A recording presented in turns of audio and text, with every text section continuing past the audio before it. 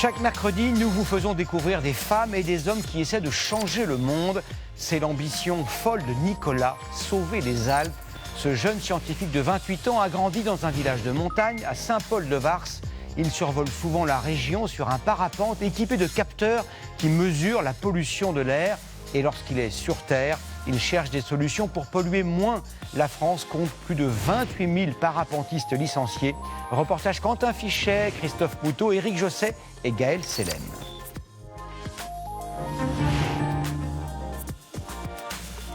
C'est parti! Youhou! Moi j'ai 28 ans aujourd'hui là, et en 28 ans, je me suis déjà rendu compte des effets du dérèglement climatique. Avant, Nicolas planait au-dessus d'Alpes silencieuses. Maintenant, ce qui est fou, c'est quand on survole ces arbres en plein été, t'entends que des cigales de partout. Elle migre désormais en altitude, cherche des températures plus basses. Un autre effet du dérèglement climatique, c'est ce qu'on voit derrière moi, là-bas, en Beldon, avec la fonte des glaciers qu'on connaît bien. Nous tous, on est obligés de se bouger pour trouver des solutions. Et ce scientifique volant en trouve. Dans le ciel et dans sa vallée. Cette montagne, c'est d'abord celle de son père. Depuis que je suis tout petit, à peu près, vraiment depuis 2-3 ans, on part sur des chemins dans le Vercors et on découvre des chamois, des mouflons, les arbres, toute une biodiversité qui est magique et qui m'a fait grandir et qui m'a fait devenir ce que je suis aujourd'hui. Nicolas a tout appris dans ce village, Saint-Paul-de-Vars.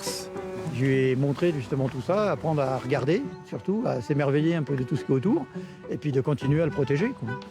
Protéger et aider.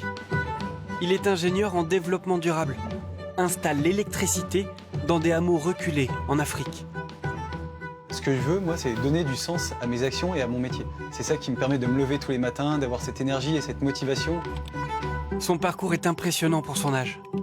Université américaine de Berkeley, Polytechnique, Armée de l'air, École des ponts et chaussées. J'ai vu ce qui se passe dans les cabinets ministériels, ce qui se passe dans l'administration centrale, dans les grandes entreprises. Et en fait, je suis vraiment convaincu maintenant que le changement va venir de nous.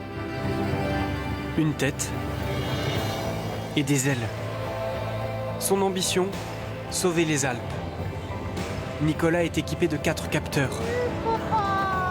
Sur son temps libre, il enregistre les principaux polluants dans l'air. J'ai celui-là, qui est un petit capteur, qui est un capteur citoyen. Il est bien parce qu'il donne une bonne tendance. Ensuite, il y a celui-là, qui est fait normalement pour mettre sur le toit des voitures. Avec le parapente, je peux vraiment me déplacer dans toutes les couches de l'atmosphère. Et en me déplaçant dans toutes ces couches, j'ai une idée de la pollution qu'il y a à 2000 mètres d'altitude, à 1000 mètres d'altitude et au niveau du sol. Un mini laboratoire flottant. Il vole là où les autres ne vont pas. Je suis allé au sommet du Mont Blanc et j'ai pu mesurer la qualité de l'air jusqu'à 5600 mètres d'altitude.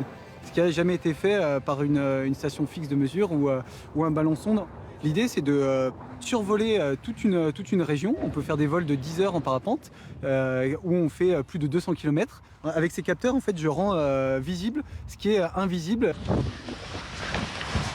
Il envoie ensuite tous ses résultats à des universitaires spécialisés.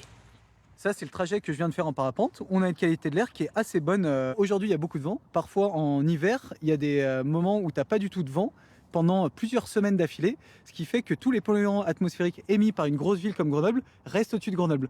Donc ça, c'est vraiment quelque chose qui peut être très anxiogène avec ces capteurs, de voir qu'on respire un air qui est mauvais. Mais en fait, c'est quelque chose qui va nous pousser à l'action. Moi, ça me pousse à l'action. Nicolas n'attend pas les résultats de ses analyses pour agir. Il vient de réaliser une plateforme internet et surtout plusieurs documentaires pour mettre en lumière ce qui, dans les Alpes, réduisent la pollution. Bonjour Aurélie. Aurélie est fromagère. On a eu cette idée de se regrouper avec d'autres pour mutualiser nos forces et vendre en commun nos produits. Un boucher, un volailler, un producteur d'œufs, une fromagère, mais une seule remorque de marché, pour 4. On se relaie sur le marché, ça nous permet d'être sur notre exploitation pour produire écologiquement. C'est sûr que là, on économise beaucoup de transport, c'est très positif. Ouais, oui. Une économie de temps, d'argent et 4 fois moins de trajets en voiture. Moi, ce que je veux, c'est que vraiment, au niveau local, les gens retrouvent un optimisme, retrouvent un sentiment de pouvoir changer le monde et de pouvoir accélérer cette transition écologique. C'est pour ça que je me bats. Et j'y crois vraiment à ça. Et sachez que ce jeune homme passionné fait l'objet d'une émission demain soir à 20h40 sur Ushuaïa TV. Bonsoir ma chère Evelyne. Bonsoir. Que voyez-vous de votre parapente? Eh bien, vous savez, on va prendre encore plus de hauteur et vous allez voir que du satellite météo, vous allez tout de suite comprendre ce qui va se passer.